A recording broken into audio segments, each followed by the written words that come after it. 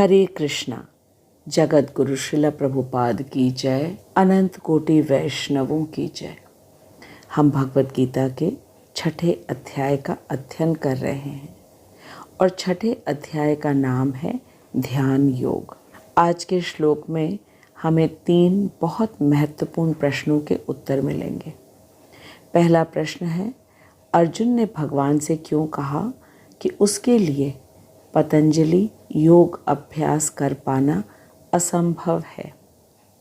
दूसरा प्रश्न है कि क्या बुद्धि के द्वारा मन को वश में करना संभव है। और तीसरा है कि क्या कुंभक क्रिया के द्वारा वायु को नियंत्रित कर सकता है एक योग अभ्यास का साधक।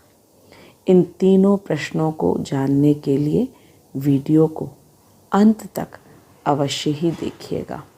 हम ध्यान योग में हैं और ध्यान योग अर्थात ध्यान के द्वारा अपने हृदय में स्थित परमात्मा को देखने का प्रयास करना, यही ध्यान योग की सिद्धि है।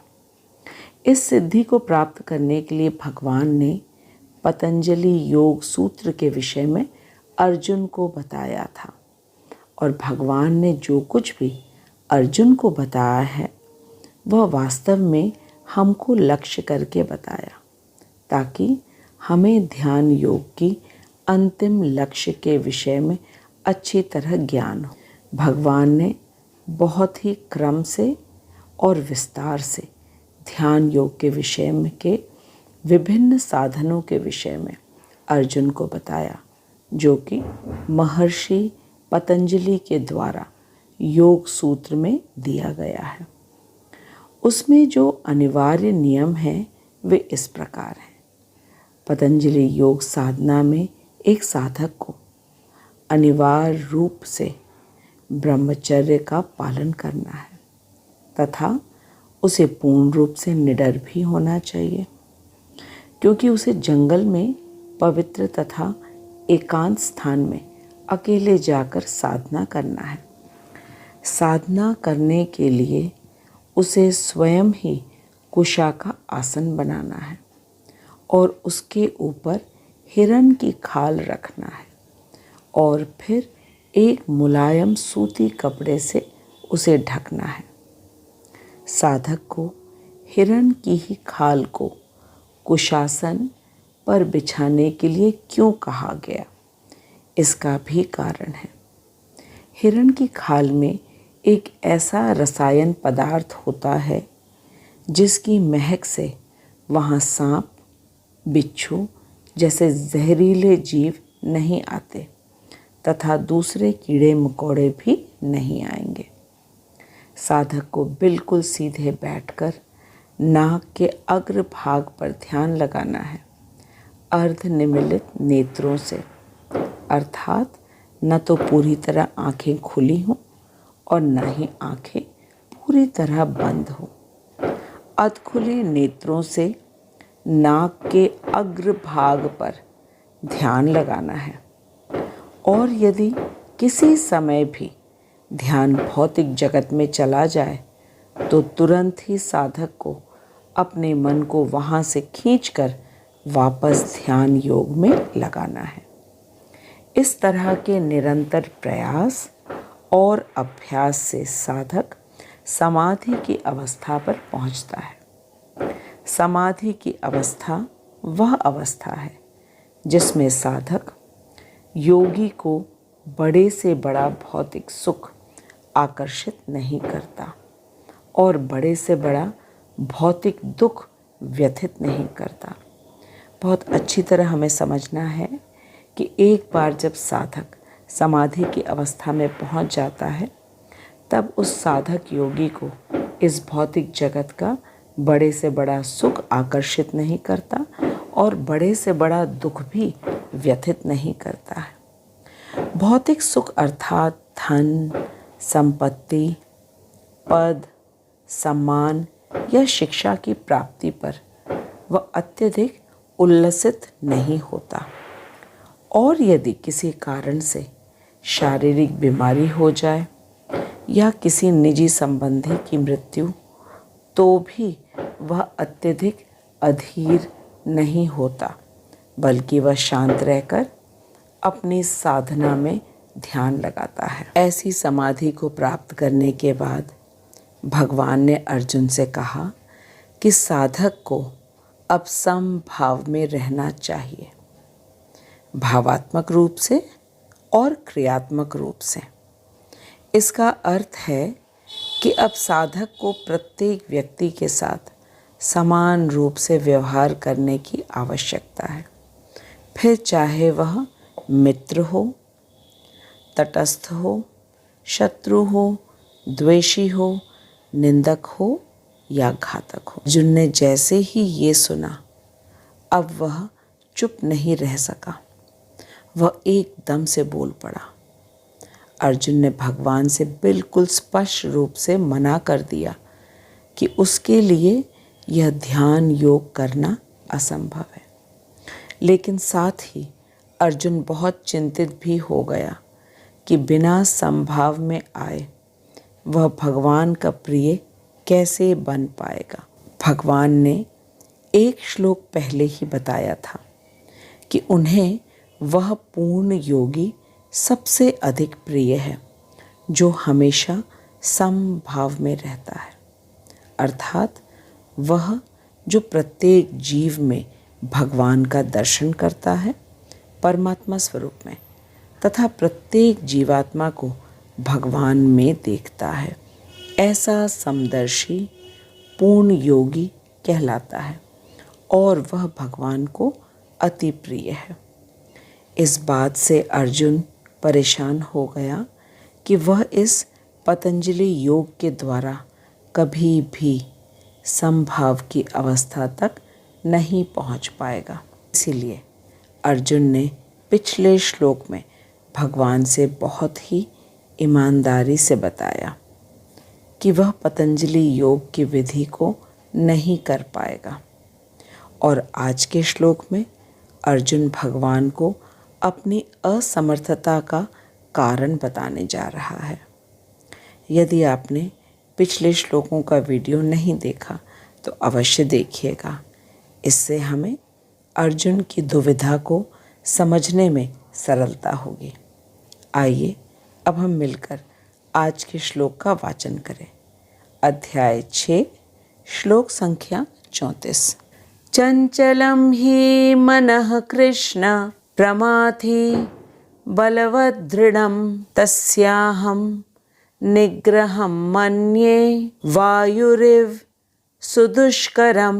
चंचलं हि मनः कृष्ण प्रमाथि बलवदृढ़ं तस्याहं निग्रहं मन्ये वायुरिव सुदुष्करं। चंचलं हि मनः कृष्ण प्रमाथि बलवदृढ़ं तस्याहं निग्रहं मन्ये वायुरिव सुदुष्करम। अर्जुन ने कहा, हे कृष्ण, क्योंकि मन चंचल अस्थिर है, उच्छृंखल, हठीला तथा अत्यंत बलवान है, अतः मुझे इसे वश में करना वायु को वश में करने से भी अधिक कठिन लगता है। चंचलम ही मनः कृष्ण प्रमाथि बलवदृढ़ं तस्याहं निग्रहं मन्ये वायुरिव सुदुष्करम। आइए इस बहुत ही महत्वपूर्ण श्लोक को हम श्री विश्वनाथ चक्रवर्ती ठाकुर के अन्वय को पढ़ के समझते हैं।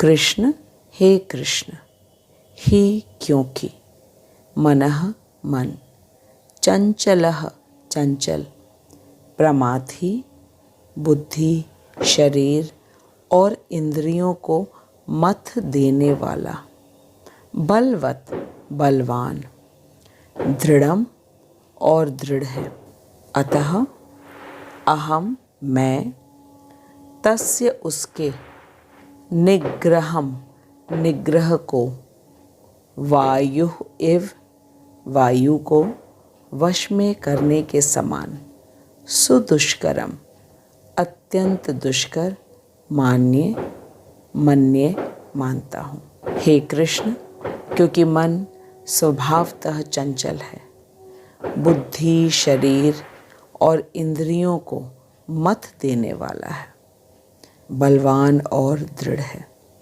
अतः मन को वश में करना मैं वायु को वश में करने के समान अत्यंत दुष्कर मानता हूँ। अर्जुन भगवान से कह रहे हैं, चंचलम ही मनः कृष्ण प्रमाथि बलवत् दृढ़म तस्याहम निग्रहम मन्ये वायुरेव सुदुष्करम। अर्जुन ने कहा, हे कृष्ण, क्योंकि मन स्वभावतः चंचल है, बुद्धि, शरीर और इंद्रियों को मत देने वाला है, बलवान है और दृढ़ है। मन स्वभावतः चंचल है तथा बुद्धि, शरीर और इंद्रियों को मत देने वाला है, बहुत बलवान और दृढ़ है, अतः मन को वश में करना मैं वायु को वश में करने के समान अत्यंत दुष्कर मानता हूँ। ऐसा अर्जुन ने भगवान से कहा।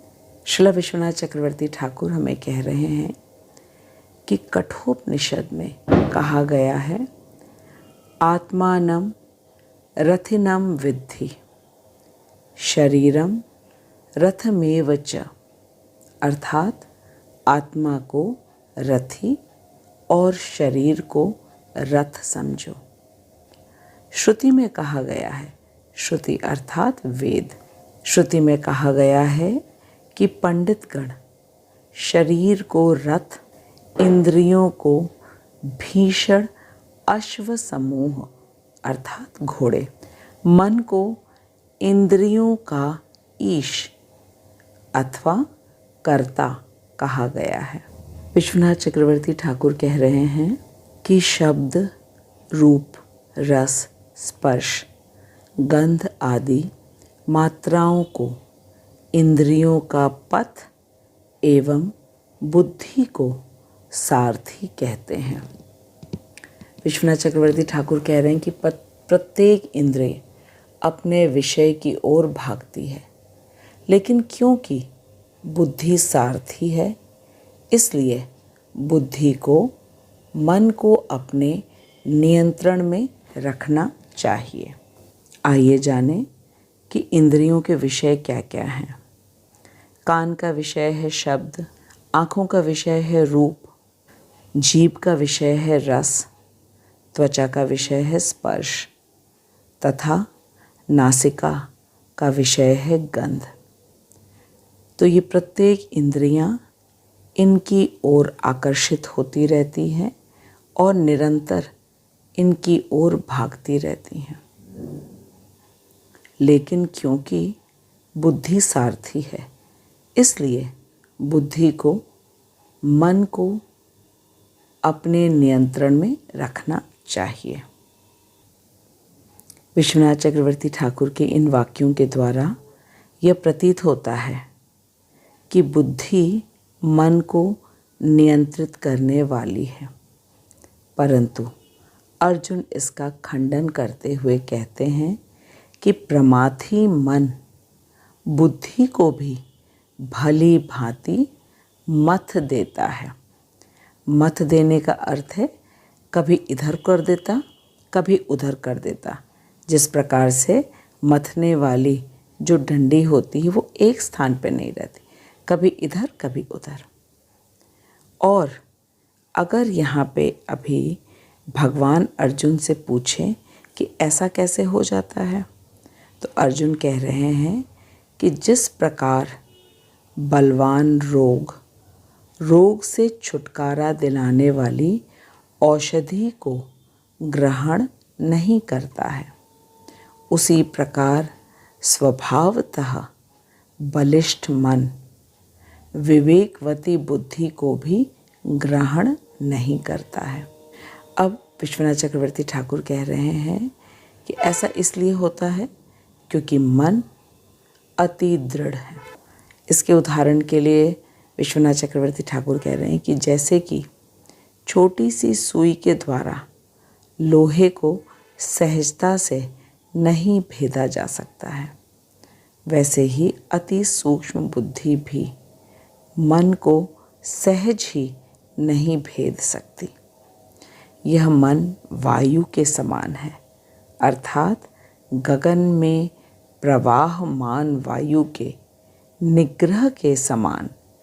कुंभक आदि अष्टांग योग के द्वारा मन का भी निग्रह मेरे लिए अत्यंत दुष्कर है।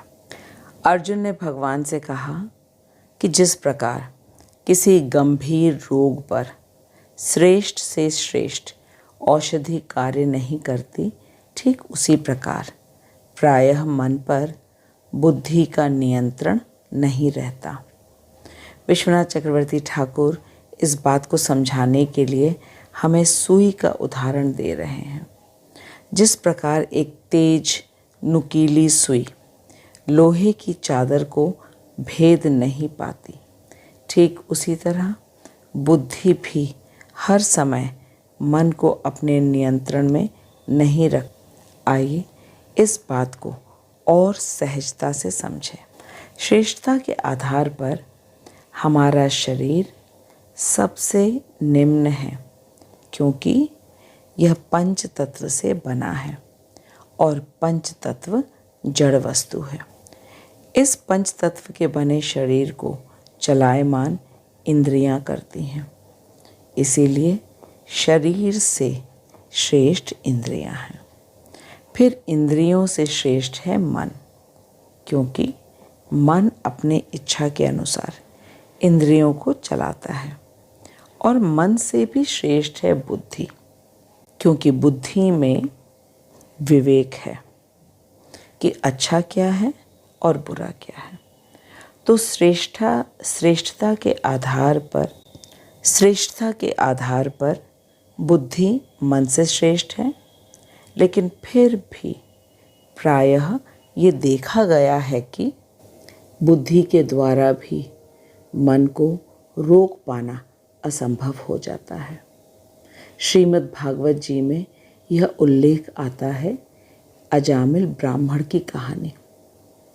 अजामिल जो कि ब्राह्मण कुल का था, वेदों का ज्ञानी था, लेकिन जब उसने जंगल में एक वेश्या स्त्री को शूद्र पुरुष के साथ आलिंगन करते देखा, तब वह अपने ज्ञान के बल पर उनसे अपनी आँखों को हटा नहीं सका और परिणाम ये हुआ कि उसने अपनी संस्कारी पत्नी को घर से निकाल दिया और उस वेश्या से विवाह कर लिया और उससे 10 संतान उत्पन्न किए। इस उदाहरण से स्पष्ट हुआ कि ज्ञान और बुद्धि श्रेष्ठ होने पर भी मन को काबू करने में कभी कभी असमर्थ हो जाती है। फिर हम कितनी ही बार ये भी सुनते हैं कि छात्रों ने टीचर को पीटा या माता पिता बच्चों को नियंत्रण में नहीं रख पाते। टीचर और माता पिता तो निश्चित रूप से श्रेष्ठ स्थान पर हैं और बच्चों के सामने उनकी श्रेष्ठता इसलिए है क्योंकि वे बच्चों से ज़्यादा ज्ञान और विवेक रखते हैं, लेकिन फिर भी वे कभी कभी बच्चों को शासन में नहीं रख पाते। इसी बात को अर्जुन ने कहा कि मन अत्यधिक बलवान है और दृढ़ है और हमेशा बुद्धि उसे अनुशासन में नहीं रख सकती। इस बात को श्री विश्वनाथ चक्रवर्ती ठाकुर ने सुई के उदाहरण से कहा कि सुई जरूर श्रेष्ठ है भेदने में, लेकिन सुई लोहे की चादर को भेद नहीं सकती, क्योंकि लोहे की चादर अधिक कठोर और दृढ़ है कपड़े की तुलना में। अर्जुन ने समदर्शी वाली बात पर भगवान से कहा कि वह दुर्योधन तथा युधिष्ठिर दोनों को एक समान रूप से नहीं देख सकता। 1-2 दिन के लिए औपचारिकतावश वह दोनों में एक प्रकार का भाव रख सकता है, अर्थात समभाव में रह सकता है वह दुर्योधन और युधिष्ठिर के साथ। लेकिन यदि कहा जाए कि वह उन दोनों के प्रति हमेशा समभाव रखे तो यह अर्जुन के लिए असंभव है। भावात्मक रूप में वह 1-2 दिन के लिए फिर भी संभाव रख सकता है कि दुर्योधन तथा युधिष्ठिर दोनों में एक ही परमात्मा का वास है। लेकिन जब क्रियात्मक रूप से व्यवहार करने की बात है तब वह संभाव नहीं रख सकता। अर्जुन ने बिल्कुल ईमानदारी से बताया कि वह अपने मित्र, शत्रु, निंदक तथा घातक के प्रति समभाव का व्यवहार नहीं रख सकता 1-2 दिनों से ज़्यादा। हम आज के श्लोक में अर्जुन की कितनी विवशता को देख रहे हैं। श्री विश्वनाथ चक्रवर्ती ठाकुर कह रहे हैं कि परम चंचल एवं बलवान मन को भगवत अनुशीलन के द्वारा किस प्रकार सरल सहज रूप में वशीभूत किया जा सकता है, इसका भी उदाहरण श्रीमद् भागवत के 11 स्कंध में वर्णित उपाख्यान में दृष्टिगोचर होता है। विश्वनाथ चक्रवर्ती ठाकुर कह रहे हैं कि अवंती देश का एक धनवान ब्राह्मण अपने पुत्र परिवार के साथ रहता था। वह धनवान होने पर भी अत्यंत कृपण था। कृपण अर्थात कंजूस।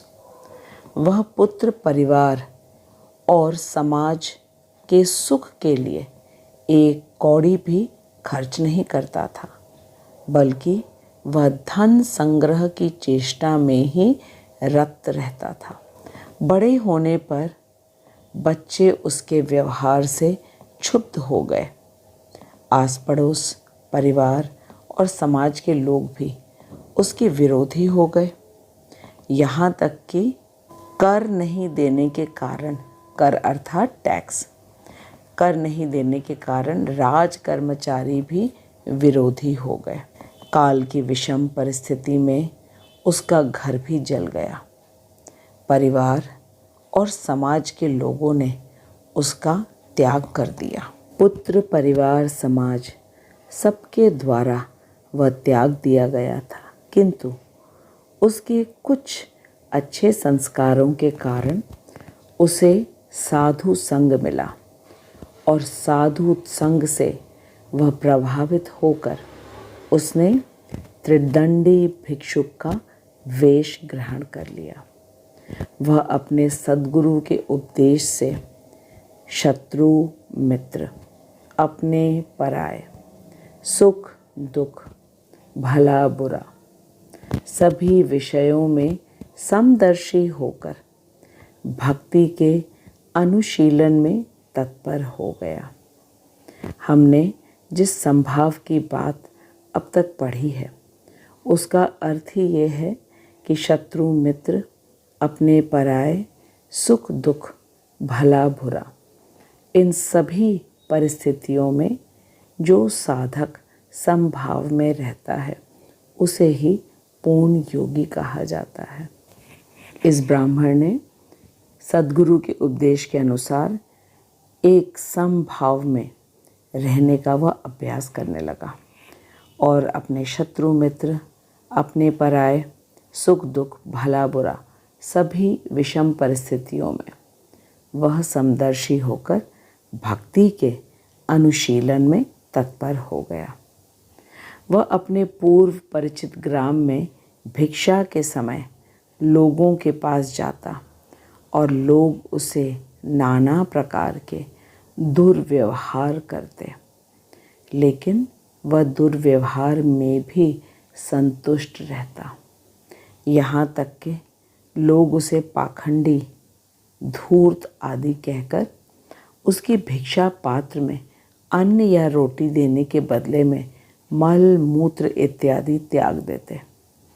तथापि वह निर्द्वंद चित्त से भगवत चिंतन करते हुए अंत में उसने भगवान मुकुंद की सेवा को प्राप्त कर लिया। कहने का तात्पर्य है कि लोगों ने उसके साथ इतना भला बुरा कहा, इतना दुर्व्यवहार किया, लेकिन वह बिल्कुल उत्तेजित नहीं हुआ। शांत भाव से, समभाव से वह मुकुंद की भक्ति करता रहा। और मुकुंद की भक्ति करना ही तो हमारे जीवन का परम लक्ष्य है, जो कि इस अवंती देश के राजा को भक्ति योग से सरलता से प्राप्त हो गया। हमने ये देखा कि एक अजामिल था ब्राह्मण और दूसरा यह अवंती देश का राजा। अजामिल अपने ज्ञान के बल पर अपने मन को रोक नहीं सका और अवंती देश का जो धनी व्यक्ति था वह मुकुंद की भक्ति करके, साधु संग करके उसके अंदर इतना संभाव आ गया कि वह प्रत्येक व्यक्ति द्वारा प्रताड़ित करने पर भी वह बिल्कुल भी उद्विग्न नहीं हुआ और वह बिल्कुल समभाव में रहा। वो प्रत्येक दुर्व्यवहार को सहता रहा, लेकिन बिल्कुल भी उसने किसी को भी बदले में ना तो जवाब दिया, ना ही कुछ और कहा। वह केवल और केवल मुकुंद की सेवा करता रहा, मुकुंद के ध्यान में रहा। इस तरह उसे परम लक्ष्य की प्राप्ति हो गई भक्ति योग से। और यह कितना सरल मार्ग है, यह हम सबको मालूम है। भक्ति करने के लिए सबसे पहले हमें हरे कृष्ण महामंत्र का जप करना है, भगवान की कथा का श्रवण करना है। यह मार्ग अत्यंत ही सरल है। तो इस मार्ग पे चलकर अवंती देश के धनी व्यक्ति ने भगवत प्राप्ति कर लिया। भगवत प्राप्ति करना ही प्रत्येक योग का चरम लक्ष्य है। हमने श्री विश्वनाथ चक्रवर्ती ठाकुर के द्वारा दिया गया व्याख्या को सुना और समझा। अब आइए हम श्रीला प्रभुपाद के तात्पर्य को भी पढ़ें। जगत गुरु श्रीला प्रभुपाद की जय, श्री विश्वनाथ चक्रवर्ती ठाकुर की जय। श्रीला प्रभुपाद हमें अपने तात्पर्य में बता रहे हैं कि मन इतना बलवान तथा दुराग्रही है कि कभी कभी वह बुद्धि का उल्लंघन कर देता है। यद्यपि उसे बुद्धि के अधीन माना जाता है। इस व्यवहार जगत में जहाँ मनुष्य को अनेक विरोधी तत्वों से संघर्ष करना होता है, उसके लिए मन को वश में कर पाना अत्यंत ही कठिन हो जाता है।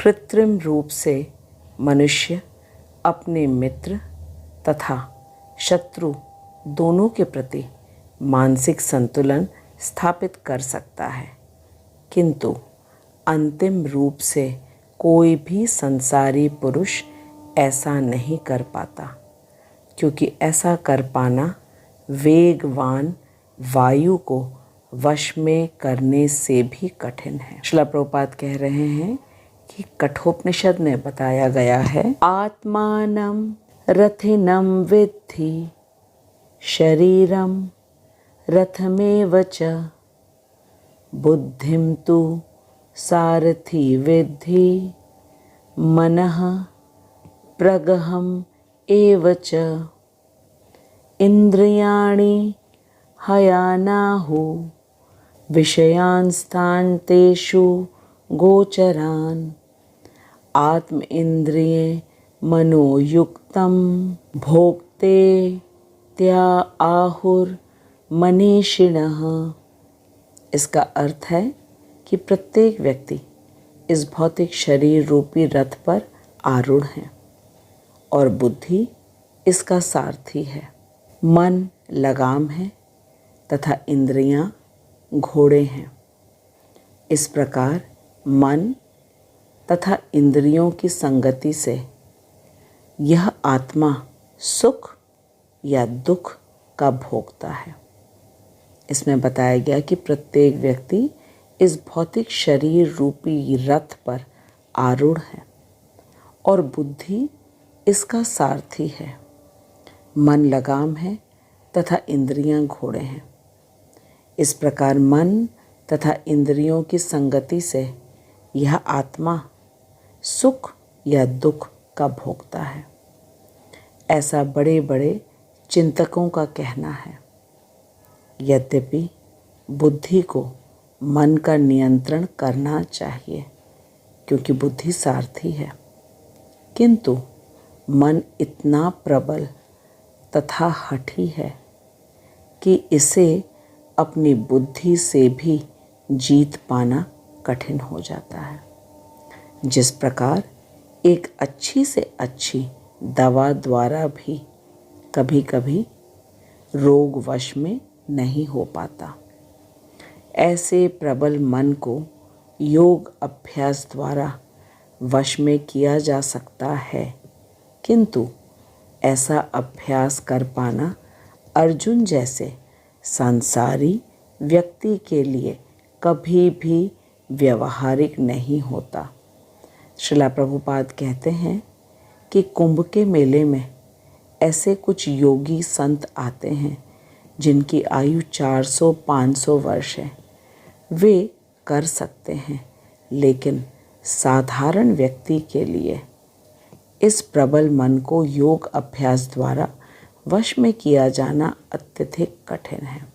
और इसीलिए अर्जुन भी कह रहा है, अर्जुन जैसे सांसारी व्यक्ति के लिए जब यह योग अभ्यास व्यवहारिक नहीं है तो सामान्य व्यक्ति कैसे कर सकता है।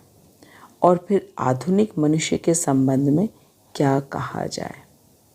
यहाँ पर प्रयुक्त उपमा अत्यंत ही उपयुक्त है। प्रभुपाद कहते हैं कि झंझावात को रोक पाना कठिन होता है। झंझावात अर्थात संसार में उठने वाली समस्याएं जो कि तूफान की तरह हैं, और उच्छृंखल मन को रोक पाना तो और भी कठिन है। मन को वश में रखने का सबसे सरलतम उपाय जिसे भगवान चैतन्य ने सुझाया है वह है समस्त दैन्यता के साथ मोक्ष के लिए हरे कृष्ण महामंत्र का कीर्तन किया जाए। विधि ये है, सवै मनः कृष्ण पदार विंदयो। मनुष्य को चाहिए कि वह अपने मन को पूर्णतया कृष्ण में लगाए। सवै मनः कृष्ण पदार विंदयो। हमारे आचार्य इतने ही दयालु हैं कि उन्होंने हमें पहले ही बता दिया, इस चंचल बलवान दृढ़ मन को किस प्रकार नियंत्रण किया जा सकता है। तभी मन को विचलित करने के लिए अन्य व्यवस्थाएं शेष नहीं रह जाएंगी। यदि कोई हरे कृष्ण महामंत्र करता है तो उसके लिए कुछ और करने की आवश्यकता ही नहीं रह जाती। हरे कृष्ण महामंत्र को हमें स्वयं भगवान ने, जब वे अपने ही भक्त के रूप में आए, चैतन्य महाप्रभु के रूप में, उन्होंने आकर के हमें हरे कृष्ण महामंत्र दिया। और हरे कृष्ण महामंत्र में यह सिद्ध है, वो भी इस महामंत्र का जप करेगा, उसका हृदय मन निश्चित रूप से परिवर्तित हो जाएगा, शांत हो जाएगा, समस्त भौतिक इच्छाएं समाप्त हो जाएंगी, क्योंकि भगवान और भगवान के नाम में कोई अंतर नहीं। और इस महामंत्र को करने के लिए किसी निश्चित समय का प्रावधान नहीं है, कोई भी कहीं भी कर सकता है। सबसे सरलतम विधि है मन को नियंत्रित करने के लिए। आज के श्लोक को अच्छी तरह समझने के बाद हमने जाना कि अर्जुन ने ध्यान योग की इतनी कठिन पद्धति को करने से क्यों मना कर दिया, क्योंकि वह तो गृहस्थ था और ध्यान योग के लिए ब्रह्मचर्य अनिवार्य है। इसी कारण अर्जुन ने ध्यान योग को किया तक नहीं। और पिछले दोनों श्लोकों को अच्छी तरह समझकर हमने ये जाना कि अर्जुन के मन में जो दुविधा और विडंबना थी, अर्जुन जो कि द्वापर युग में था, उसमें अनेक सद्गुण भी थे। वह वीर था। उसे बड़े बड़े देवताओं ने आशीर्वाद स्वरूप में अस्त्र शस्त्र दिए थे। शिवजी ने पशुपतास्त्र दिया था। सूर्य नारायण भगवान ने अपना रथ दिया था। रथ के पताका पर परम भक्त हनुमान जी विराजमान थे। रथ पर लक्ष्मी जी विराजमान थी और रथ के सारथी तीनों लोक के स्वामी स्वयं श्री कृष्ण भगवान थे। अर्जुन दीर्घायु था और उसके पास समस्त सुविधाएं भी थी ध्यान योग को करने के लिए, लेकिन फिर भी अर्जुन ने भगवान से बिल्कुल मना कर दिया कि वह पतंजलि योग के कठिन साधन को कर ही नहीं पाएगा। अर्जुन ने कहा कि इस योग का साधन करना हवा को नियंत्रित करने के समान है, जो कि असंभव है। हवा को कोई भी नियंत्रित नहीं कर सकता। यदि कोई कहे कि वह कुंभक क्रिया के द्वारा समस्त चलायमान वायु को अपने अंदर भर लेगा, तो क्या यह संभव हो सकता है? अतएव निष्कर्ष ये निकला कि अर्जुन ने ध्यान योग करने में अपनी असमर्थता को स्पष्ट किया। अब अगले श्लोक में हम देखेंगे कि भगवान अर्जुन को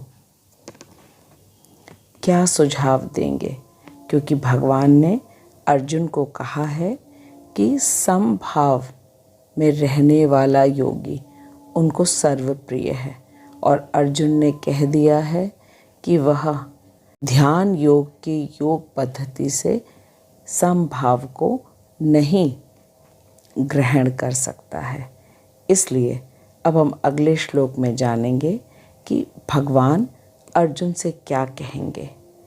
भगवान की बात को जानने के लिए अवश्य ही अगला वीडियो ज़रूर देखिएगा। आज के वीडियो को खूब ध्यान से देखिए, अन्यों के साथ भी शेयर करिए, और अब हम अगले सप्ताह मिलेंगे। मैं श्रीला प्रभुपाद, श्रीला विश्वनाथ चक्रवर्ती ठाकुर और अपने शिक्षा गुरु हिज ग्रेस हरिमोहन दास प्रभु जी को दंडवत प्रणाम करती हूँ, जिनकी अहेतु की कृपा से हम भगवत गीता के परम गुह्य ज्ञान को इतनी सरलता से समझ पा रहे हैं। मैं आपको धन्यवाद देती हूँ। आप अपना बहुमूल्य समय निकालकर एकाग्रता से, पूर्ण श्रद्धा से भगवान के वचन को सुन रहे हैं। अगले सप्ताह मिलेंगे, तब तक हरे कृष्ण महामंत्र का जप करिए और सदा प्रसन्न रहिए। हरे कृष्णा। जय श्रीला प्रभुपाद।